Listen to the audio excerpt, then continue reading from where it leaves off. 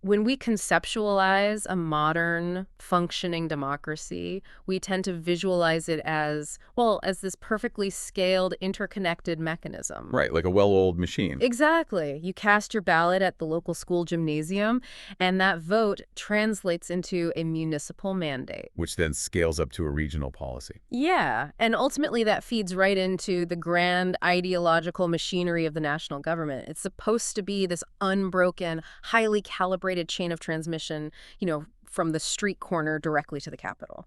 But that's the ideal theory. The reality right now is very different. Oh, completely. When you look at the political landscape right now, specifically, these massive tectonic shifts happening in the Netherlands, which is honestly acting as a perfect microcosm for Western democracies at large, that transmission chain hasn't just slipped a gear. No, it looks like the gears are completely different sizes. Yes, they're spinning at different speeds and just grinding each other to dust. The grand ideological machinery of national politics has completely lost touch with the actual people it's supposed to govern. It really is a profound crisis of scale. Hmm? The architecture of the state and the lived reality of the citizen are, they're operating in entirely different dimensions at this point. Which is wild to watch unfold. It is. Because the national administration is optimizing for macro efficiency, international treaty compliance, broad economic metrics, while the citizen is just screaming about the collapse of their immediate hyper-local reality. Exactly. And that disconnect is the core mystery we are unpacking today. Welcome to this deep dive. We are taking a massive stack of data, political analysis, and on-the-ground reporting to track a cultural and political earthquake. A very active earthquake. For sure. We're going to trace how the systemic failure has fueled the sudden, explosive rise of hyper-local ombudsman politicians in the Netherlands. We're going to connect that local insurgency to a much broader, incredibly tense cultural identity crisis. And finally, we will explore how those hyperlocal frustrations are colliding violently with massive global economic pressures, from conflicts in the Middle East to the shifting power blocks of the European Union. It's a lot to cover. It is. And before we move into the mechanics of this shift, I really want to establish the parameters for our discussion today. Right, the ground rule. Yes. We are analyzing a highly volatile, deeply polarized environment. The political perspectives we're dissecting span the absolute extremes of the spectrum. Yeah, you've got everything in these sources. Exactly. On one side, we have left-wing, urban progressive frameworks focused on global integration and super diversity.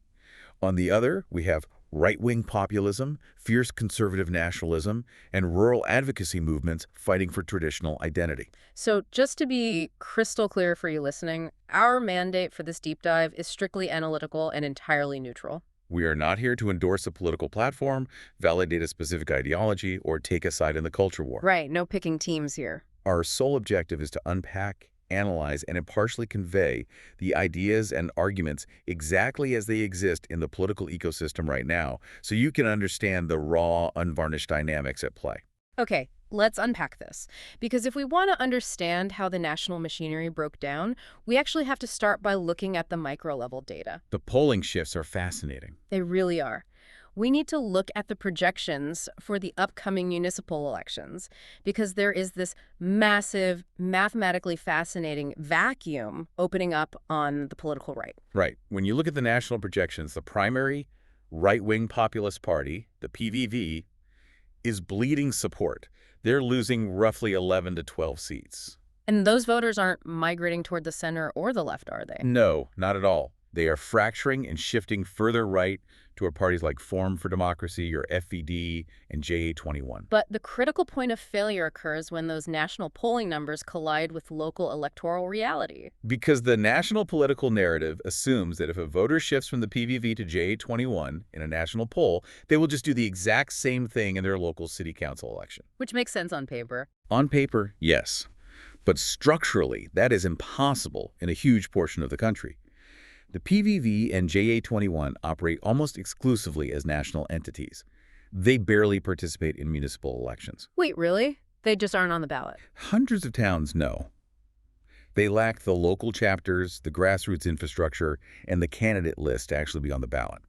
FVD participates slightly more, running in about a third of the municipalities, but that still leaves an enormous geographical void. Right, which means you have this massive block of the electorate, nearly 40% of the country, who are highly energized, very frustrated, and leaning heavily to the right nationally. But when they walk into their local voting booth, the parties that speak to their national grievances literally do not exist on the paper. They're essentially ghosted by their own parties locally, and the traditional right-leaning parties like the VVD are also losing ground, so these voters are effectively orphaned. Politically homeless at the local level. Exactly, and the data shows this vacuum isn't just going to result in low voter turnout. It is going to be aggressively filled by strictly local independent parties. The projections suggest these local parties could capture an astonishing 37 to 39% of the total vote. That is a massive chunk of the electorate. It is. They are fundamentally hijacking the national right-wing electorate by offering a completely different style of governance.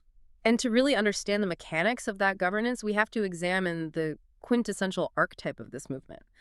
The phenomenon is just perfectly crystallized in figures like Richard de Moos in The Hague. Or the broader Leefbaar Rotterdam movement, yes. Right. De Moos represents a fascinating case study in how the traditional political establishment completely misunderstands modern populist mechanics. His trajectory is wild. It plays out exactly like a cinematic narrative. It totally does. About 8 years ago, de Moos rides this wave of local frustration to a massive electoral victory. He becomes an alderman, securing this really powerful seat on the Municipal Executive Council in The Hague. But then the establishment machinery kicks in. He is arrested on suspicion of bribery and corruption. And he's immediately forced to step down, stripped of his power, while the legal system grinds through the investigation. And in traditional politics, that is a death sentence. Your brand is toxic. Your career is over. But he refuses to fade away. He fights the charges through the next election cycle. His party continues to pull massive numbers, but the establishment parties maintain a strict cordon sanitaire. They refuse to form a coalition with him because the dark cloud of the trial is still hanging over him. Which is, I guess, standard operating procedure for establishment politics. You protect the institutional integrity. Right, but the catalyst for the current surge happened when the trial actually concluded. De Moos was entirely acquitted. Wow. The legal system completely cleared his name. Yes. So he returns to the political arena, pointing to his massive vote share and his legal vindication, and he demands his seat back at the executive table. And the established parties, the mainstream liberals and Christian Democrats, they refuse. They essentially say, we already have our governing coalition, the doors are closed, you are still excluded. And this is where the establishment's fundamental miscalculation happens. It's like a movie trope where the exiled underdog is made a martyr by the establishment. They thought by locking him out of the executive branch, they were neutralizing his power. But by excluding him after he was legally clear, they accidentally weaponized him. Exactly. They transformed him from a local politician into a living martyr. It perfectly validates the core populist narrative that the ruling elite is this closed cartel that doesn't care about the rules or the voters, only about protecting its own monopoly on power. When the voters see the establishment actively blocking the guy who won the most votes, they don't think, oh, he must be dangerous. Right. They think the elites are terrified of him because he's actually fighting for us. And the projections show he is going to win even larger margins now, entirely fueled by the energy of that exclusion. And the specific political methodology he uses to harness that energy is what he terms Ombudspolitics. Ombudsman politics. Yes. This is a crucial concept to define because it represents a total paradigm shift away from how national parties operate. Oh, so? Well, a traditional political party campaigns on a comprehensive ideology. They present a grand 2030 vision for the socioeconomic future of the city, complete with climate targets, zoning master plans, and demographic projections. Right. It's all very abstract macroeconomic theory. Exactly. But Ombudspolitics discards the macro entirely. It shrinks the political horizon down to the immediate physical friction the citizen experiences with the state. So it's not about grand visions. Not at all. An ombudsman politician doesn't care about a 2030 vision. They care that the local garden waste facility is unexpectedly closed on Tuesdays. That is so specific. It is. They care that the national government wants to place an asylum seeker center with 300 beds in a neighborhood, and the neighborhood is demanding it be capped at 200 to avoid overwhelming local services. It's hyper-practical. Very. They run campaigns entirely based on fixing a specific traffic bottleneck on a local highway, So a neighborhood isn't paralyzed by gridlock for 3 months during construction. Which, on the surface, sounds almost laughably mundane. It sounds like the absolute bare minimum of what a local city council is designed to do. It does. So why is fixing a road or keeping a dump open considered a revolutionary political strategy? Traditional parties like the Christian Democrats or the social liberal D66 party have massive local infrastructures. They should be dominating this hyper-practical space. They should be, but they have become fundamentally paralyzed by their own administrative architecture. Over the last 2 decades, traditional parties have professionalized to the point of alienation. Alienation from the voters. Yes, they are consumed by endless committee meetings, bureaucratic compliance, and what observers characterize as podcasting. Podcasting, like what we're doing. In this context, it means a one-way transmission of ideology. They operate as system managers. When a traditional party decides to rezone a neighborhood, they view citizen participation as an obligation to hold an information evening. Ah, right. Where technocrats with PowerPoint presentations simply notify the residents of what is going to happen. Exactly. It is top-down broadcasting. It's the difference between managing a population and representing a constituency. The ombudsman politician flips that dynamic completely. They aren't standing on a stage explaining the systemic necessity of a new policy. Right. They are standing in the audience next to the citizen, acting as a defense attorney against the city planners. It is dialogue versus dictation. And voters are flocking to these local parties because it is the only time they actually feel seen by the political apparatus. Which brings us to a really uncomfortable realization. If voters are desperately clinging to ombudsman politicians just to get basic services, it implies a catastrophic breakdown in how the ruling class perceives the country. It does. We are not just looking at a slight disconnect in policy preferences. We are looking at what the data characterizes as a Grand Canyon in basic reality. Like Grand Canyon, that's heavy. The terminology is incredibly precise because it implies an unbridgeable void. To understand the depth of this void, we have to look at a highly revealing event that recently took place in Barneveld. Okay, set the scene for us. It was a rural action day organized by agricultural and provincial advocacy groups, drawing roughly 5,000 attendees. Now, typically, an anti-government rally of that size is characterized by aggressive anger, right? You would expect that, yes. But the primary psychological undercurrent observed at this event was actually a profound sense of relief. And it was relief from isolation, which is a fascinating social dynamic. It really is. The people attending this rally expressed this intense, exhausting isolation in their daily lives. They live in environments, often commuter towns or mixed suburban areas, where they are surrounded by what they jokingly refer to as their D66 friends. Right, they're socially progressive neighbors. Yeah. They exist in social circles or workplaces where expressing traditional, rural, or right-leaning frustrations makes them a social pariah. So, standing in a field in Barneveld with 5,000 other people who share their exact worldview wasn't just a political statement. It was a psychological release valve. Exactly. It was physical proof that their reality was valid, that they weren't crazy for feeling left behind. And that feeling of being completely ignored by the national apparatus is not anecdotal. It is mathematically overwhelming. They actually ran some numbers at this event, right? They did. During that event, researchers polled the attendees, but they also ran the exact same polling statement against the broader national electorate to measure the disparity. What was the statement? It was incredibly straightforward. Quote, "National politics in The Hague takes little account of people in smaller towns and on the countryside." End quote. It's a statement that basically measures political alienation. Now, you would obviously expect the farmers in Barneveld to agree with that. You would expect voters of the Farmer Citizen Movement or the PVV to agree with it. And they do, almost unanimously. But the shocking metric is the national average. Across the entire Dutch population, 73% of people agree with that statement. Nearly 3/4 of the country. Yeah. Across various demographics, fundamentally believes that the national government is functionally blind to life outside the major urban centers. That 73% is a staggering indictment of the national machinery. But the true nature of the Grand Canyon is revealed when you cross-reference that data with the voting base of D66. Okay, let's break that down. Now, D66 is a socially progressive, highly educated, urban-centric party. Yes, they are heavily overrepresented in academia, media, and the upper echelons of the civil service. They are essentially the administrative class. So what happens when you ask them? When you present that exact same statement to D66 voters, The results inverge. Only 39% agree that the national government ignores the countryside. More than half actively disagree. Wow. Which means the people who are actually running the machinery, the people writing the policies and managing the state institutions, genuinely believe they are doing an excellent job representing the whole country. They look at their policy frameworks, their climate models, their regional development budgets, and they think, what are you complaining about? We are factoring you into the equation. Meanwhile, 73% of the population is screaming that they have been entirely erased from the narrative. It's an epistemological closure.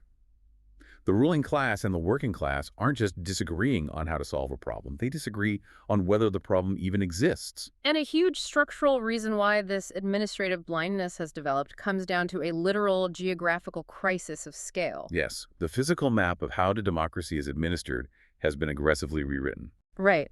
The structural consolidation of the state over the last few decades has been relentless. The mathematics of this consolidation are striking. Just a generation ago, the Netherlands was governed through roughly 1,000 individual municipalities. 1,000. Yes. Today, that number has been slashed to just 340. Wait, let's process that math. You go from 1,000 mayoral offices, 1,000 local councils, down to 340. But over that same timeline, the national population hasn't shrunk. No, it has grown by a third. So you have millions more people being crammed into a fraction of the democratic access points. Exactly.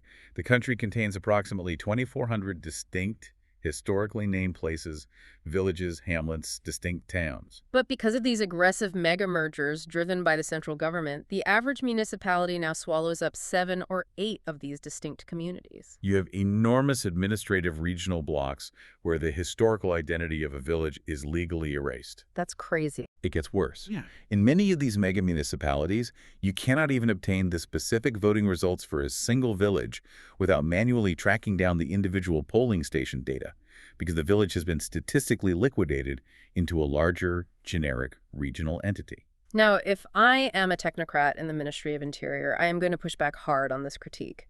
The entire justification for consolidating 1,000 towns into 340 is economies of scale. Right, it's basic efficiency. Exactly. Having 1,000 tiny IT departments, 1,000 separate payroll systems, and 1,000 micro-budgets is redundant and expensive. By merging them, you increase the buying power of the region, you streamline the bureaucracy, and theoretically, you save the taxpayer money. Theoretically, yes. So if the government is making the administration more efficient, why is this triggering such intense democratic hostility? Because financial efficiency on a spreadsheet often requires destroying the democratic feedback loop in reality. And the most glaring example of how this consolidation backfired is a mechanism that critics refer to as fake decentralization. Fake decentralization. How does that work? About a decade ago, the national government recognized that managing complex social welfare from The Hague was becoming impossible. So they initiated a massive policy shift. They pushed it down to the local level. Yes, they took huge, expensive responsibilities, specifically youth care and social support under the WMO Act, and transferred them down to the municipalities. The rhetoric was brilliant, right? Local care for local people. Exactly. The municipality is closer to the citizen, so they should manage the health care. Which politically sounds fantastic. It sounds like you are empowering the local mayor to take care of their own community. But how did the mechanics of the WMO Act actually play out on the ground? It played out as an unfunded mandate disguised as autonomy. Unfunded? Yes. The national government handed over the legal obligation to provide the care, but they retained the power to dictate the strict legal frameworks. So the national state still defines exactly what constitutes a medical diagnosis, what specific care a citizen is legally entitled to, and what the quality standards must be. And crucially, they cap the budget they transfer to the town. Ah, okay, I see the trap. So the national government writes a blank check of legal rights for the citizen, but forces the local town to pay for it out of a fixed budget. Precisely. If a family in a small town demands highly specialized, incredibly expensive youth care, and the national law says they are entitled to it, the local mayor has to provide it, even if it bankrupts the town's entire infrastructure budget for the year. Exactly. The municipality is left with the crushing burden of administration and all the political blame when the budget runs out. But they have zero actual autonomy to innovate, prioritize, or alter the system. They are legally trapped as middle managers executing a generic national policy. So when voters get angry that their local taxes are skyrocketing while the library closes, they yell at the local council, but the council is powerless. The mega mergers didn't give the towns more power, it just made them big enough to absorb the central government's administrative overflow. It's the ultimate systemic trap. The citizens lost their hyper-local identity to the mega merger, but they didn't gain any real democratic leverage. It entirely explains the desperation for an ombudsman politician. If the systemic rules are rigged against the town, you don't want a visionary, you want a street fighter who will aggressively cut through the red tape. And there is a spectacular example of what happens when a local entity decides to stop playing by the national rules and actually leverages its economic power. We see this with the city of Eindhoven. The Eindhoven scenario perfectly illustrates the breaking point of national technocracy. It really does. The Netherlands operates under incredibly strict, nationally mandated nitrogen emission regulations. Right. These rules are tied to European environmental targets and have essentially frozen major construction, infrastructure, and agricultural development across the country to protect designated nature reserves. And the national government enforces this with a blanket approach. Yes, but Eindhoven is not a standard municipality. It is the center of the Brainport region, home to ASML. And for context, ASML isn't just a big company. They are arguably the most strategically important tech company on the planet. They manufacture the extreme ultraviolet lithography machines that print the world's advanced microchips. Right. They are a geopolitical asset. Exactly. And ASML needed to expand its facilities and infrastructure rapidly. Under the strict national nitrogen framework, this expansion would be stalled or heavily restricted. So what did they do? The Eindhoven region essentially engineered a localized exception. They circumvented the rigid national framework to ensure ASML could continue its growth, effectively stating that the economic gravity of their region superseded the blanket environmental regulations dictated by The Hague. They looked at the national law and essentially said, that's a nice rule for the rest of you, but we are too important, so we are doing it our way. It is a massive flex of regional power. It is, and it taps into a very deep historical vein of Dutch political philosophy. Yes. This maneuver by Eindhoven is a modern manifestation of a concept articulated in the 19th century by the statesman and theologian Abraham Kuyper. Known as subsidiarity, or sovereignty in one's own circle. Sovereignty in one's own circle. It's a powerful phrase. How does that 19th century theology translate to 21st century tech expansion?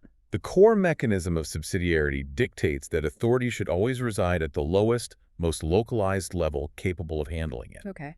A higher central authority should only intervene when the local circle, the family, the town, the specific industry cannot manage its own affairs. Kuyper used it to defend the rights of religious and social communities to run their own schools and institutions without state interference, right? Yes. And today, it is being revived as a direct defense against technocracy. Modern national governments increasingly operate on the TNA principle. There is no alternative. They frame their policies on nitrogen, on budget cuts, on migration, as unavoidable, scientifically or legally mandated inevitabilities. A national government says, we signed a climate treaty, we ran the algorithm, the nitrogen must be cut here, there is no alternative, debate is closed. But the local authorities in Eindhoven and the ombudsman politicians in the neighborhoods are resurrecting subsidiarity. They are looking at the national TNA doctrine and saying, no, there is an alternative. It might not fit your spreadsheet, but we are going to exert sovereignty in our own circle and figure it out locally. However, there is a much more cynical geopolitical theory regarding this shift toward regional power, particularly concerning parties like D66 or the Pan-European Party Volt. What's the theory? These progressive, internationally minded factions are actually highly supportive of empowering massive economic hubs like Eindhoven and simultaneously supportive of transferring national powers upward to the European Union in Brussels. Which seems counterintuitive. Why would the national administrative class want to give away their own power, both downward to the cities and upward to the EU? The theory posits that this is not an accident, but a deliberate architectural strategy to hollow out the nation-state. Call it out. Yes. If you transfer all the meaningful economic and infrastructural authority downward to mega regions like Brainport, Eindhoven, and you transfer all the regulatory, legal, and environmental authority upward to the European Commission, what actual function remains for the national parliament in The Hague? You essentially starve the national government of its utility. The national parliament just becomes a ceremonial debating club. Exactly. And if the national government has no power, then the concept of a sovereign national identity becomes irrelevant. You bypass the messy emotional reality of the nation-state entirely. Wow. And this theoretical hollowing out of the national identity is the perfect bridge into the most explosive, emotionally charged dynamic we need to analyze today. The literal legal battle over what it means to belong to a culture. And as we step into this space, I want to briefly reiterate our parameters. We are diving into the absolute epicenter of the culture war. We are going to look at arguments surrounding migration, integration, and cultural assimilation. The rhetoric used by the political actors here is sharp, and the worldviews are entirely incompatible. We are going to neutrally deconstruct the mechanics of these arguments to understand why they're gaining so much traction. The focal point for this cultural collision is a highly provocative legal initiative. A former government minister named Gok Mose, alongside an initiator named Andreas Spijkerbacht, established a foundation with a singular, radical objective. What's the objective? They are preparing a lawsuit against the Dutch state itself. Suing the state is one thing, but the grounds for this lawsuit are unprecedented. What exactly are they trying to force the state to do? They are seeking a legal mandate to force the state to actively protect and preserve Dutch culture, which they define as indigenous culture or light culture, meaning a guiding or dominant culture. Okay, so a legal definition of culture. Yes. They argue this heritage is facing an existential threat from the unmanaged impacts of mass migration, asylum, and demographic dilution, and that the state have a legal duty to defend it. Attempting to legally codify a culture is a minefield. Legally defining what is Dutch inherently means legally defining what is not Dutch. Exactly. It is a massive, highly controversial undertaking that requires absolute legal precision. And the way they introduced this to the public was, well, disastrous might be an understatement. It was a very poor debut. Mose went on a major, highly influential late-night talk show called Paul and DeWitt to launch this campaign. The structural dynamics of that television appearance doomed it from the start. It was fundamentally a 4-on-1 scenario. Right.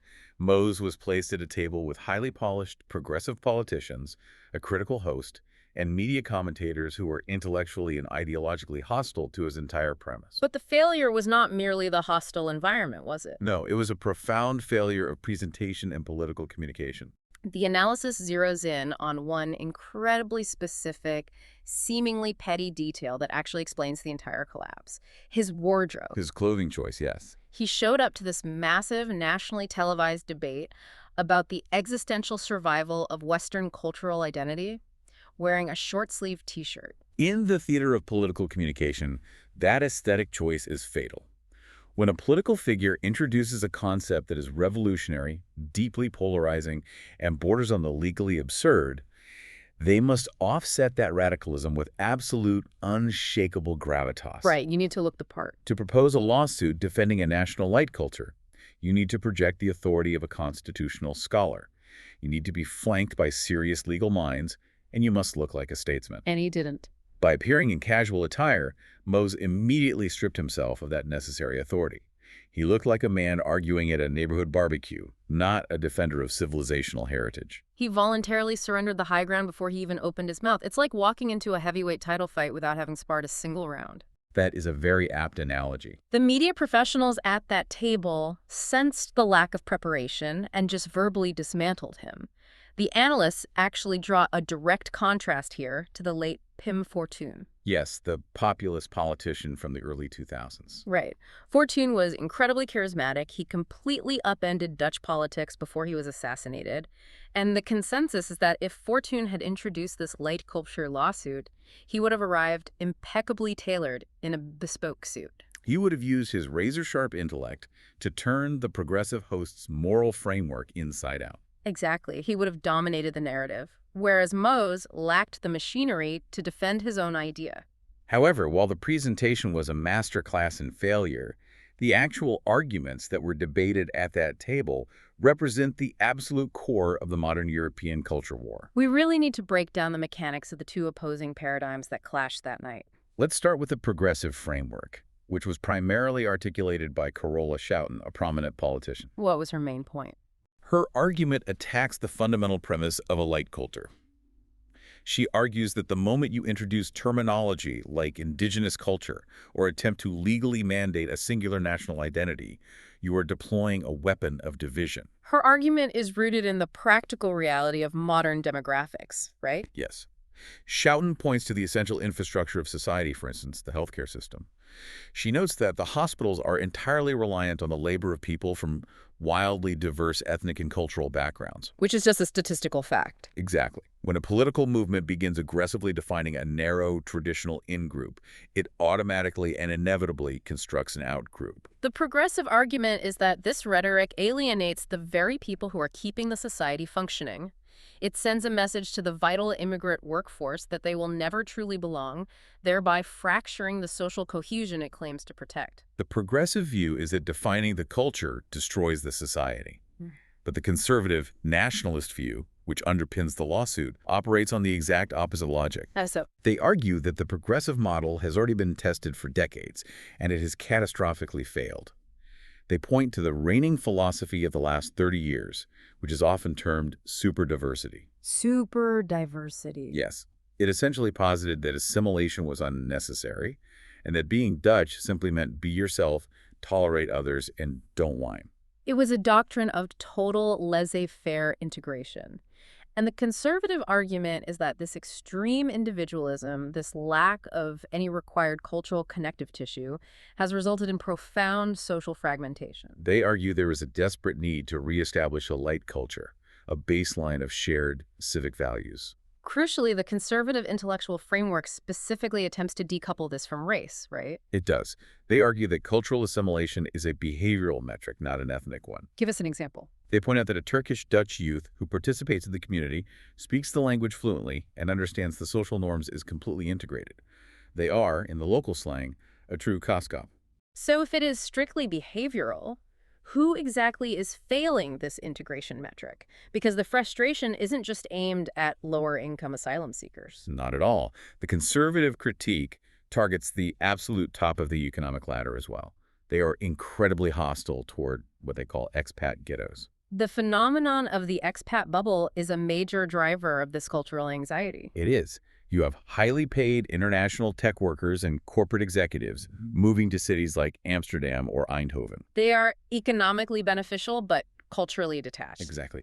They live in isolated, high-income silos. They do not learn the Dutch language. They communicate exclusively in Globish, a sterile, simplified, internationalized English. And they don't interact with the local civic institutions. Right. So the conservative argument asks, how can a nation-state survive if a massive, wealthy segment of its population treats the country merely as an economic transit lounge, refusing to participate in a shared cultural reality? The progressive side fears that defining the culture will lead to exclusion.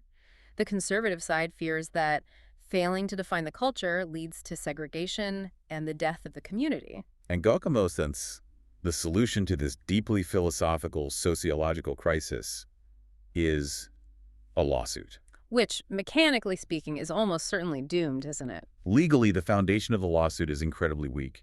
Observers compare it to the famous Urgenda case, where a citizen successfully sued the Dutch state, forcing the government to accelerate its climate change policies. Right, but the Urgenda victory was engineered entirely upon concrete international treaties and specific carbon emission targets that the Dutch government had legally signed and ratified. Precisely.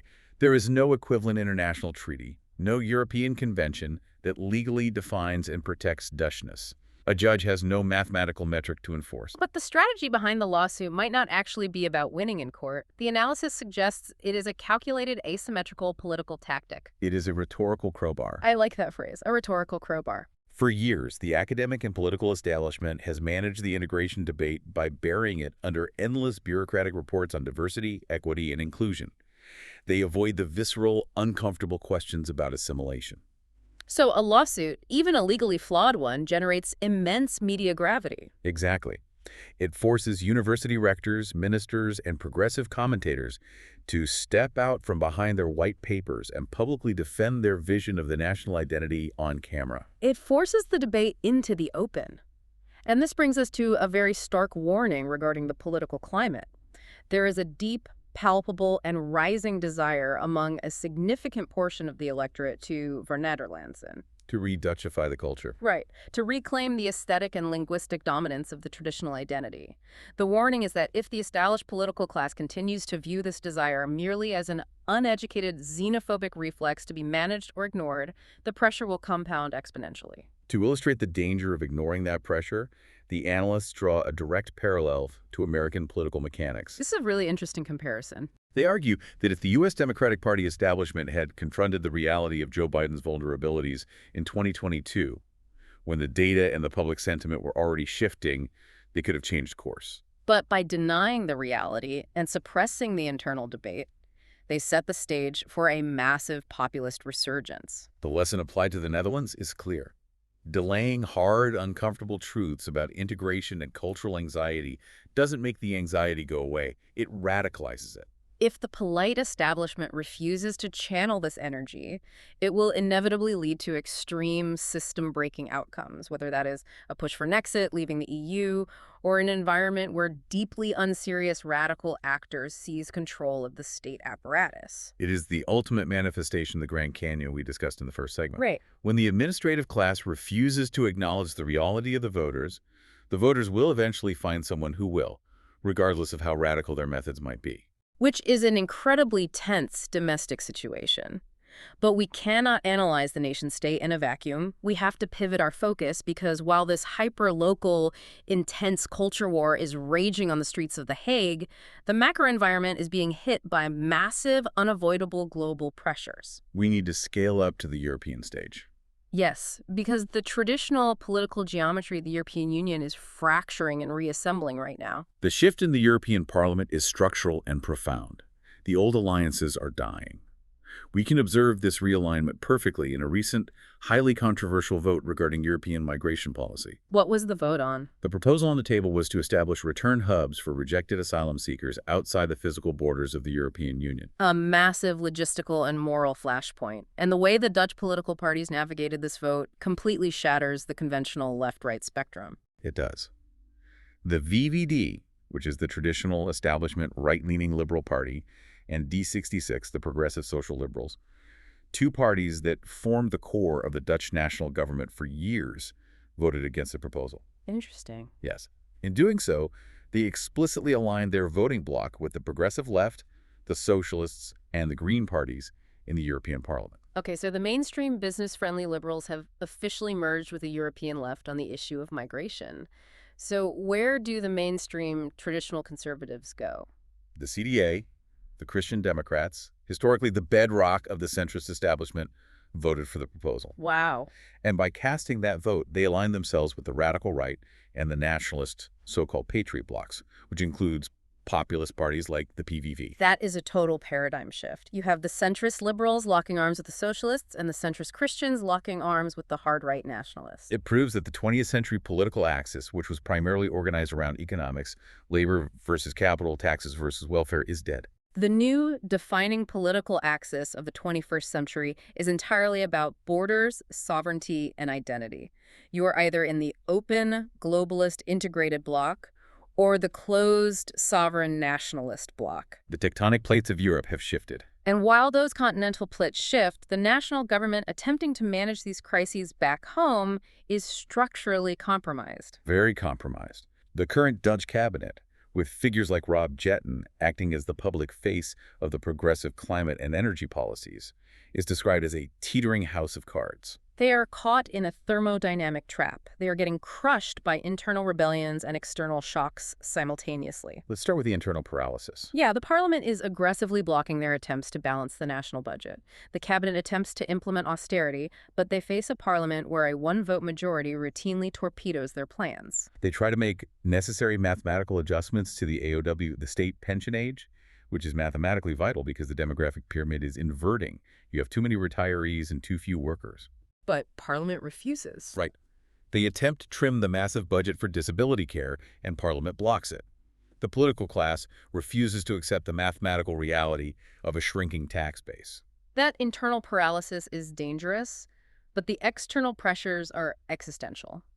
The geopolitical environment is actively draining the national wealth, specifically the economic shockwaves emanating from the Middle East.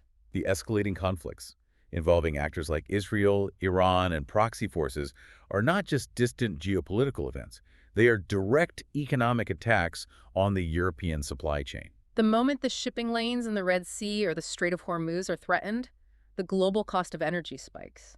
And that inflation hits the Dutch citizen instantly. It shows up at the gas pump the next morning. It shows up in the winter heating bills. And when the citizens are squeezed by geopolitical inflation, they immediately demand financial compensation and subsidies from the national government. Which leaves the government in an impossible bind. They cannot cut domestic social spending because of the parliamentary rebellions. They must increase defense spending because of the geopolitical instability in Eastern Europe and the Middle East. And they must subsidize the citizens' energy costs to prevent domestic riots. The math simply does not work. So the government's solution is the path of least political resistance. They abandon fiscal discipline entirely, fire up the state credit card, and massively inflate the national debt. They are bridging the gap with borrowed money. The critique is incredibly sharp here. The government is perfectly willing to saddle the next generation with crippling sovereign debt because the current establishment is terrified of the immediate political fallout. They are prioritizing international military anxieties and short-term domestic pacification over the long-term structural survival of the economy. But the absolute most staggering mechanical failure detailed in this analysis isn't just the debt. It is what the state is doing with its physical emergency supplies. We need to break down the situation with the strategic oil reserve. Yes, because this is where the concept of national sovereignty completely disintegrates. The mechanics of the strategic oil reserve are a perfect case study in the tension between national security and globalized market management. Okay, set this up for us. The Netherlands, centered around the port of Rotterdam, which is the energy gateway to Europe, has spent decades building a massive physical reserve of oil. Right. This infrastructure was fundamentally designed as a hard physical buffer against catastrophic global instability, a guarantee that the nation's critical infrastructure would not freeze if the global supply chains collapsed. It is the ultimate insurance policy. And the data shows this was managed exceptionally well from a financial perspective. A massive portion of this physical reserve was purchased years ago when the market was calm at incredibly favorable prices, roughly $67 to $68 a barrel. You buy the insurance when it's cheap and you hold it for an emergency. Correct. That is the fundamental logic of a sovereign reserve. Now, look at the current geopolitical reality. The Middle East is highly volatile. The Strait of Hormuz, the most critical energy choke point on Earth, is functionally compromised by the threat of conflict. Global energy prices are spiking. By every metric, this is the exact emergency scenario the reserve was constructed to mitigate. Right. You have the physical oil, the shipping lanes are threatened. You hold on to that oil to guarantee that Dutch hospitals, logistics, and agriculture can continue to function if the Middle East completely shuts down. But that is not what is happening. No. Instead of securing the national supply, the international community, coordinating through entities like the International Energy Agency, operating at a level far above the jurisdiction of the Dutch Parliament, has executed coordinated releases of these strategic reserves onto the open global market. Hold on, let me make sure the mechanics of this are crystal clear. They are taking the physical emergency oil that belongs to the Dutch state, which was bought at $68 a barrel, and they are dumping it onto the global market while the price is soaring over $100 a barrel. The goal isn't to secure physical energy for the Netherlands. The goal is to artificially flood the global market with supply to force the international price ticker back down. That is exactly the mechanism. That is absolute madness from a national security perspective. If you are in the middle of an escalating global conflict and the primary shipping lanes for your energy are actively under threat, why would you sell off your actual physical emergency supplies? It's hard to justify locally. It is the equivalent of looking at the weather forecast in October, seeing a historic, brutal blizzard approaching, watching the market price of firewood triple, and deciding to sell all of your family's winter firewood to make a quick financial profit, just hoping that the winter won't be that cold. You are sacrificing physical, existential security to play financial games with the global market. The firewood analogy perfectly captures this systemic vulnerability. The critique is that this represents the ultimate subordination of the nation-state. The decision to liquidate the physical security buffer of the country is not being debated by local politicians in The Hague. It is a mandate dictated by international financial architecture. It completely removes the autonomy of the state to protect its own citizens. Unbelievable. And to compound the frustration, there is a perverse mathematical incentive for the government built into this crisis. Oh, there's more. While the citizen is being financially crushed by the high cost of fuel at the pump, the state is double-dipping.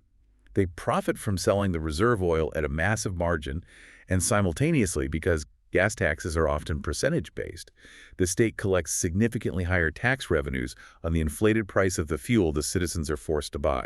So the citizen pays for the crisis twice, while the state balances its books on their backs and surrenders the physical oil to the international market. It is infuriating, but it perfectly, and I mean perfectly, brings every single thread of this deep dive full circle. The structural continuity across all these issues is undeniable. Think about the massive spectrum we just covered. On the hyper-micro level, you have Richard DeMoss in The Hague fighting tooth and nail just to ensure a local garbage dump stays open because the citizens feel completely abandoned by the system. Right. In the cultural middle, you have this desperate, legally absurd lawsuit trying to force a definition of the Dutch language simply to prevent a local identity from being erased by superdiversity. And on the macro level, you have the physical survival resources of the nation, the emergency oil reserves being sold off to manipulate global markets on the orders of international bureaucrats. The connecting tissue through all of this is a population that is frantically, desperately trying to wrestle back some fraction of control from massive, distant bureaucratic machineries that treat them as mathematical variables rather than human beings. And that tension is why this deep dive matters directly to you, the listener, regardless of your specific geography. Whether you are observing a contentious local zoning board meeting or analyzing the macro shifts in the European Parliament, you are witnessing the exact same fundamental collision. It is the cold, relentless logic of systemic efficiency and international integration colliding violently with the deeply human demand for local autonomy, identity, and control. The algorithms of the state versus the reality of the street. Which leaves us with a truly fascinating, paradigm-shifting concept to ponder as we close out. We've seen how meaningful practical power is flowing downward to the hyper-local ombudsman who fixes the roads. And we've seen how massive economic and regulatory power is flowing upward to the European Union and international markets. If the nation-state is being aggressively hollowed out from both the top and the bottom, what happens to the concept of national citizenship? We might be rapidly approaching an era where the national government becomes entirely ceremonial like a modern monarchy. That's a strong comparison. We will still hold national elections, we will still vote for a prime minister, but it will be a purely symbolic act. The actual lived reality of your life will be dictated by a dual identity. You will be a hyper-local resident negotiating with your ombudsman for basic services and a global economic subject managed by international blocs. The nation-state, as the primary vehicle of human organization for the last 300 years, might simply quietly retire into irrelevance. It is a profound structural question, and how society manages that hollowing out of the middle will dictate the stability of the 21st century. Something to keep in the back of your mind the next time a politician promises to fix the national machine. Thank you for joining us on this deep dive. We trace a lot of complex, highly volatile mechanics today, but you stuck with the analysis. Keep interrogating the systems that govern your reality, and as always, stay insanely curious.